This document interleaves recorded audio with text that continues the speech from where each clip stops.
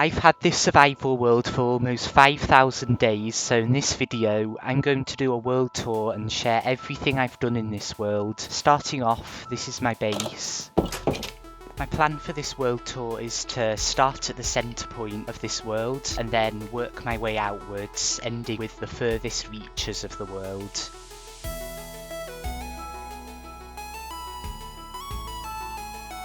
Now let's have a look at our storage room. This took so many materials to make, but it was so worth it now that we can have all our items sorted for us. It saves so much time. The items that we generally have a lot of, like grass and stone, get sorted up here, but the items that we don't have a lot of, like mangrove fences, get sorted by the copper golems. And then if we go down here, we've got an underwater part with a bunch of axolotls. We actually used to have a lot of fish down here. I think they killed themselves on like this thing or got out. I can't really remember. When we go down here, we find ourselves in this area. We've got a bunch of useful things in here, like a map of our base. And then bulk storage for items that I have too much of, like grass. These are just all full of grass. And I also really like this fog effect down here. We also have an automatic crafter for crafting dispensers, a bunch of maps, just because I prefer to keep them in there instead of just in chests, so you can actually see what's in them. And then there's not much down here. I used to have a map room in here, but I moved it to another location. I'll show you that another time. Then when we go in here, we've got our vault. I don't know how to do a 3x3 piston door, so I've just got that there.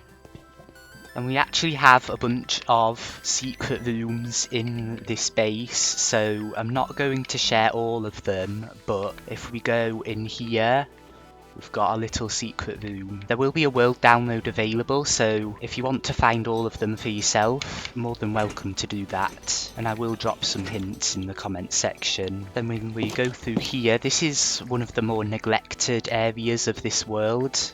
But this is the map that I was talking about. I kind of want to move this somewhere else, but I've just not really got round to that yet. This is a map of the wider area near our base, which is unfinished in case you haven't noticed, which you'll find is a common theme throughout this world. Here is our super smelter in here. By the way guys, if you're this far into the video and you're enjoying it, make sure to drop a like, because this took so long to make. Thank you. We've got a bridge, and when we press this button, it goes down, which I really like. And I also really like this gradient I've got going on here. That's cool. I don't really use this part of the world that much because it's just genuinely not really that often that I need pumpkins and melons. This is my farm, which I use to get carrots and potatoes when I need them. This is my old sugarcane farm before I moved it somewhere else, which I'll show you later. I'm then going to take a look at these rooms. So in here we've got our loom room, which we use to make banners and dyes. We've got our banners and wool in here. In here's our brewing room.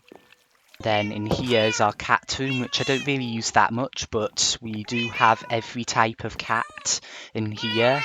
There's 9 types of cat. We've got 1, 2, 3, 4, 5, 6, 7, 8, 9, 10. Wait, there's 11. I forgot. We might not have much in here, but we can go up here and then we get a nice view of the world. Oh yeah, the sugarcane farm. Let's have a look at that. Now this world actually used to be a hardcore world, but since I've died in that hardcore world, which you can watch that video here, I moved on to another world, but that just really wasn't the same as this world, so I came back to this world, changed it to survival, and now here I am. I don't think it's cheating, I just do whatever I want. Anyway, this is the sugarcane farm.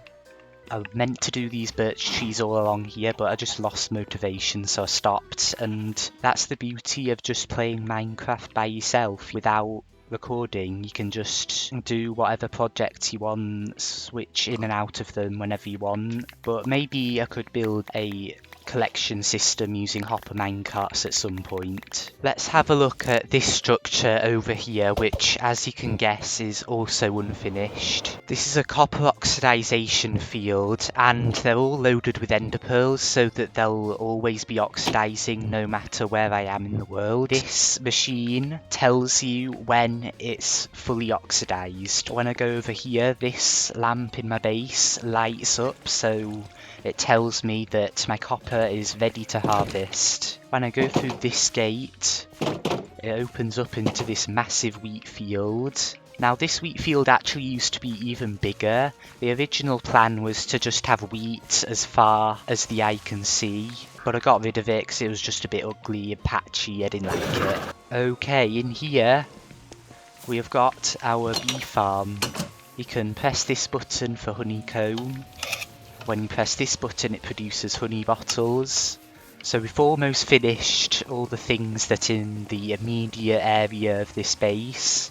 We've got this little animal barn which has one lonely sniffer in, and I should probably get him a friend at some point.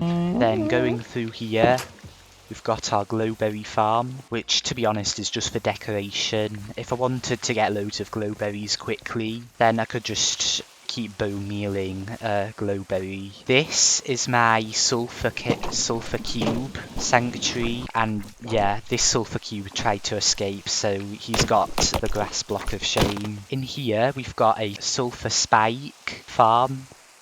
We've got my flower farm. One thing I've actually done is made a map of the flower farm.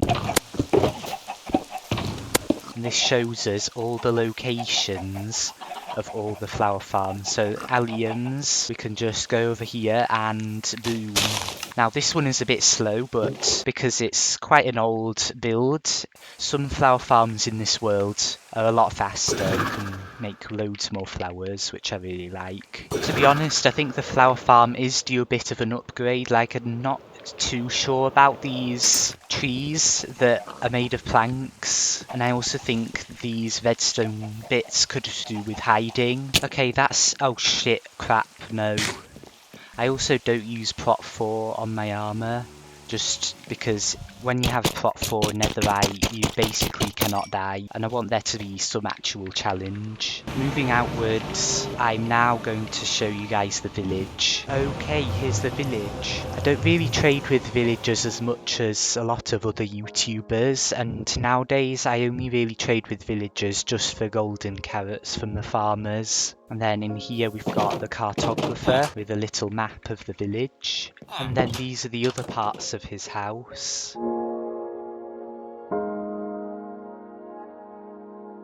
In here we've got the armourers. In here we've got the Fletchers. And here's the upstairs. Then in here we've got the church with a little bell we can ring. Then we have all our clerics in here, which we actually trade with quite a lot. We get rotten flesh from our gold farm, which we can trade with these guys for emeralds. Then when we go up here, we've got our library, which is where we house all our librarians.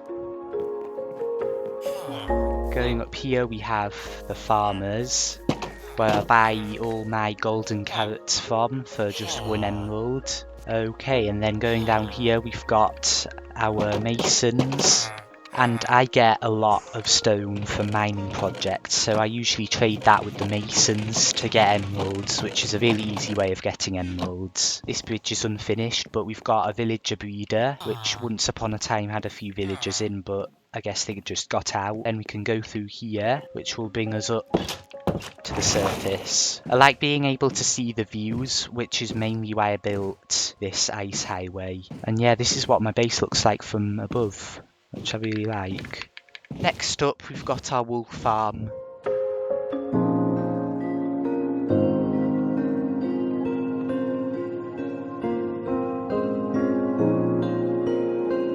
Now, all these mushrooms you see have sheep in.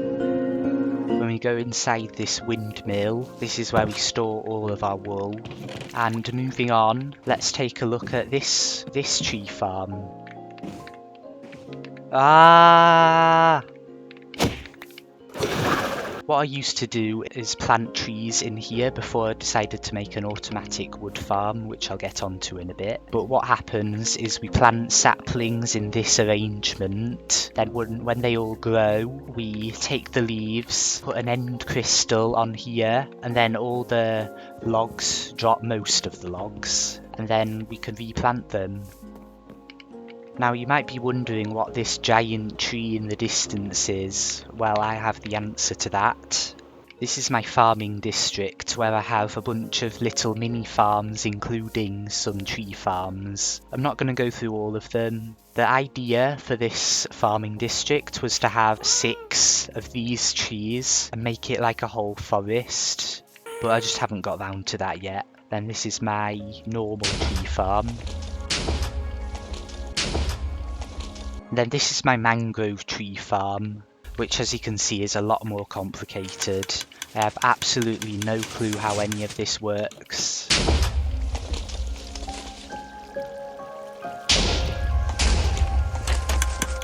Got a bunch of allays here which we used to use to sort out the collection of these leaves. Oh yeah, talking of allays, let's take a look at my Allay Sanctuary. Now, funnily enough, this is actually where I originally died, which is why it says danger death rate 100%. Okay, here's the Allay Sanctuary. While we take a look at the Allay Sanctuary, I need to tell you guys something about this world. I don't use firework rockets in this world because I don't like AFKing, and to get firework rockets you need gunpowder, which means AFKing at a gunpowder farm, and I just don't like that. I think if I'm playing Minecraft, I want to be actually playing Minecraft, not sitting scrolling on my phone while AFKing at a creeper farm.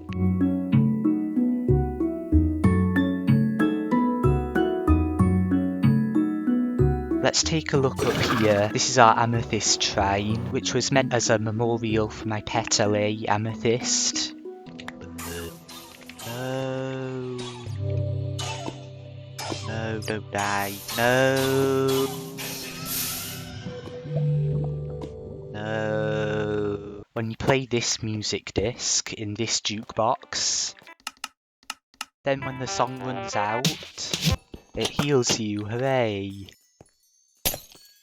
To be honest, it's more of just a fun gimmick than something you would actually go to heal yourself, but that's what I like about it. Now let's take a look at my chorus fruit farm.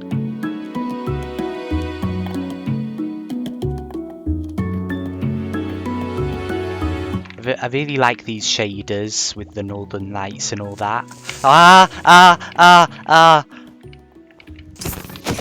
And yes, my game is lagging a bit because of these shaders. I don't usually play with shaders just because it's a lot for my PC to handle. And like when I build with shaders, since everything looks really good, it's like I don't need to do as much to make it look better. So I play without shaders so that it looks worse. You know, all these mobs are just getting in the way a bit. I wish we had a mob switch to turn them off or something. One of my long-term projects in this world is to collect every mob and every item. Pretty much collect everything. And that's what I've been starting to do over here. This is my zoo. In this zoo we have collected 67 out of the... let's check. 83 mobs. So here's all the mobs I've collected so far. We've got the cow, pigs, chickens, horse, mule, donkey, mushrooms, snow golem, stray, polar bears, creaking, rabbit, sniffer, bees, although you can't actually see them because they're in the hive, but they are actually there, parrots, ocelot, panda, frogs, tadpole, sheep, iron golem. Trade alarms have disappeared again. The cat, turtles, fox, wolf, pillager, ravager, vindicator, bogged, slime, skeleton, zombie, silverfish, creeper, cave spider, spider, bat, camel, armadillo, husk, parched, camel husk, the zombie horses, the skeleton horse, goat, llamas, villager, salmon, tropical fish, cod, pufferfish, the guardian, zombie nautilus, actual nautilus, squid, drowned, dolphin, glow squid, axolotls. Oh, wonderful, I've got mining fatigue. Anyway, yeah, here's the elder guardian. The happy ghast, which is technically trapped because they can only fly within a certain radius of where you left them. The phantom, which is in here somewhere. Ah yes, there it is. The Allay, the enderman. You can't trap the ender dragon, no matter what these YouTubers say, because I am not doing that. And finally, the shulker. Now let's make sure not to get hit. This is definitely the biggest project in my world. As for the hardest mob to trap, it was I'd probably say so far the Elder Guardian, but of all time, probably the Evoker, maybe the Warden. Okay, let's go to spawn.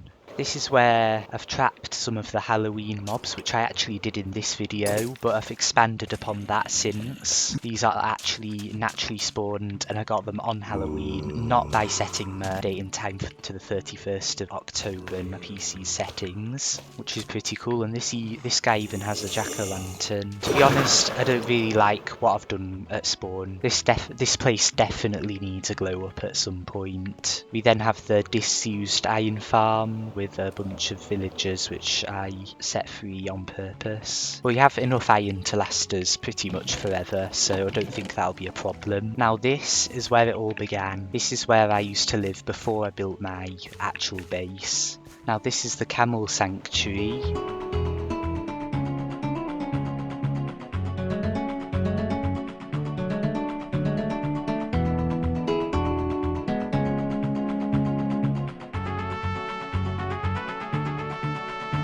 We have got a cactus farm.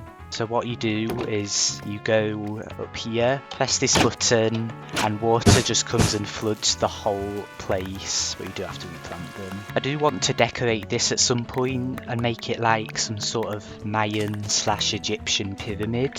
This is another farm that could honestly do with a collection system. In here we've got our slime farm. Then a bit further on we've got a coral farm. And I also don't like items being basically free. Like if you just AFK overnight at creeper farms all the time, it's like anything with gunpowder is basically free, which I don't like. We've also got the Armoury where I've collected every type of armor trim.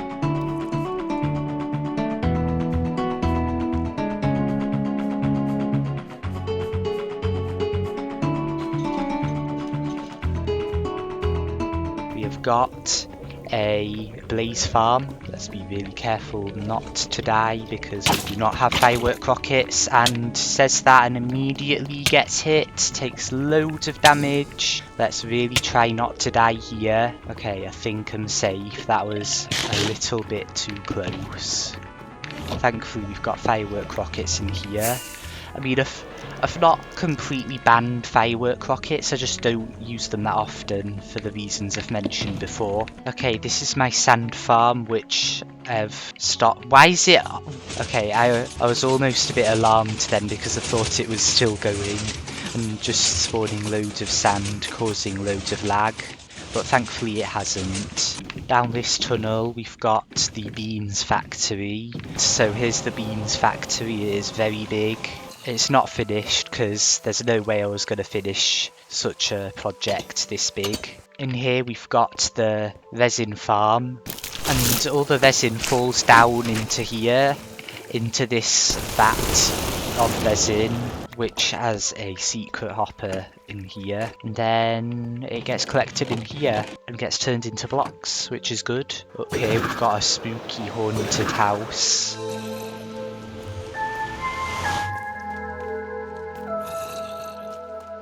And I built this to house my Eyeblossom farm. And you know how I was talking about flower farms that are not that fast? Now this one is a bit slow, but... well, this flower farm is very fast. And I think that's pretty cool.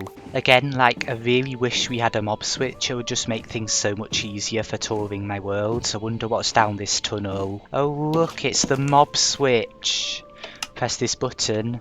No mobs. Okay, now let's take a look at some of my nether farms. First up, let's look at the Hoglin farm. I mean, it's not much. Here it is. Don't really use it anymore because I don't really like AFKing. We've also got a Ghast farm here, and I have boat elevators on all of my farms just to make them like accessible if you don't have an elytra. It sounds silly, but it just makes sense to me. And I have a button that can automatically craft dried ghasts. And now the gold farm. For my first XP farm, I chose a gold farm instead of an enderman farm because I hadn't beaten the ender dragon before in this world. It wasn't on the cards to go to the end until a lot later on, like about day 500, but I needed XP before that. So that's why I built this. Like, I was scared of going to the end, basically. And now we've got the wither skeleton farm over here.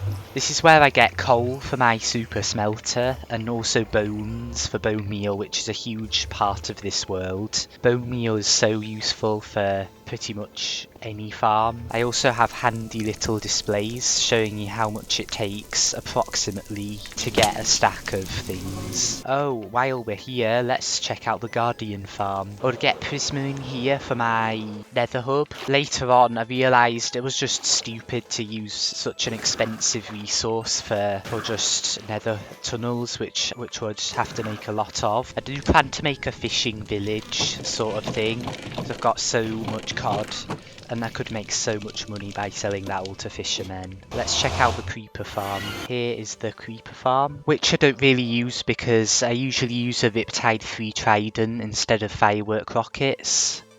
In here I've got a little blue orchid farm. We're in the last 5 things that I want to showcase. This is the frog sanctuary.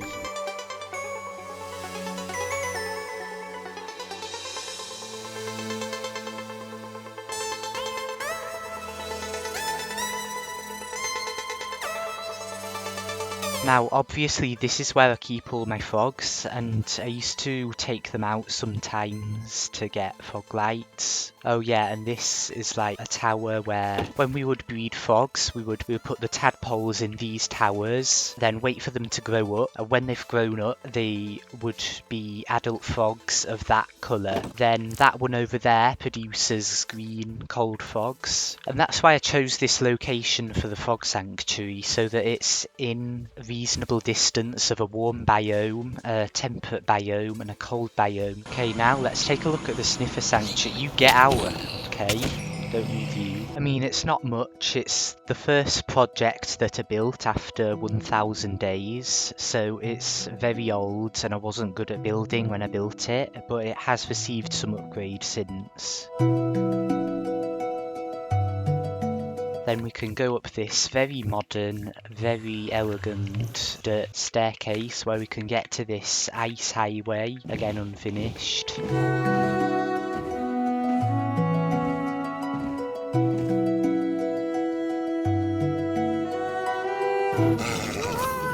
Why has it kicked me off? Hello?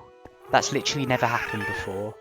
So this is the Ghast Sanctuary, again, which is unfinished, but I did build this cute little house, which I really like the look of on the inside. And then we can go back on this horse. Coming up here, we have got the animal farm. This project was meant to house all of the new animal variants they added in the Spring to Life drop. In here we've got all 3 types of cows, including all 3 baby cows. In here we've just got a bunch of sheep. I don't know why I made the pig pen so big. There's so many different animals in here and it's hard to find all 3. And finally, let's have a look at this house. This is like the farmhouse.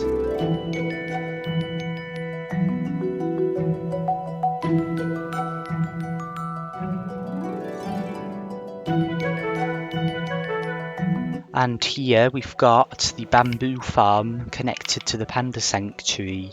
I was trying to go for like a Waxford type building style. I think it looks really good, and then here's what it looks like from the inside.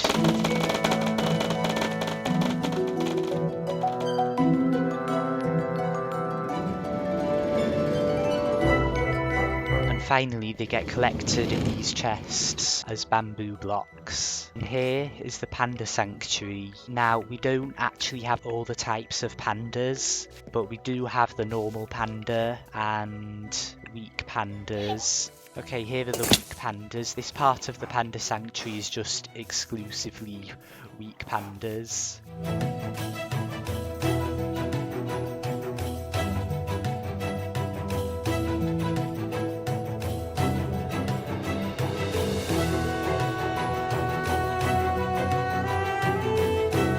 Lastly, final thing in this world is the Wolf Sanctuary. I wanted this to be like I don't know if anyone here goes to Explorers or Scouts, but it's like a campsite kind of thing, and yeah, you guessed it, we have every type of dog that they added in the Armoured Paws drop, including the Snowy Wolf, which took so long to get, oh my god. Yes! Wait, is that it? Yes, let's go. Let's go. Let's go. Let's go. Ooh, ooh, ooh, ooh, ooh, ooh. I'm not gonna lie, I kind of miss the days where I was collecting every type of dog. That was one of my favourite projects to do. And of course, baby variants of them all just for the 26.1 drop.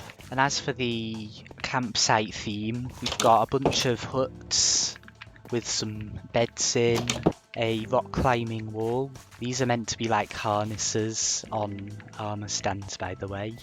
An archery range, although it would be cool if they like lit up, that'd be quite cool. We've got another hut over here.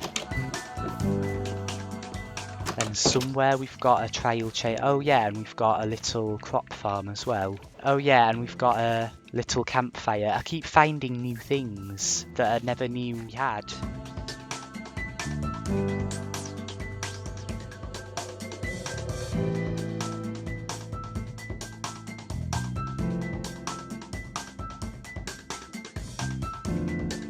And with that, guys, we've come to the end of the video. If you like this video, please make sure to subscribe and have a great day.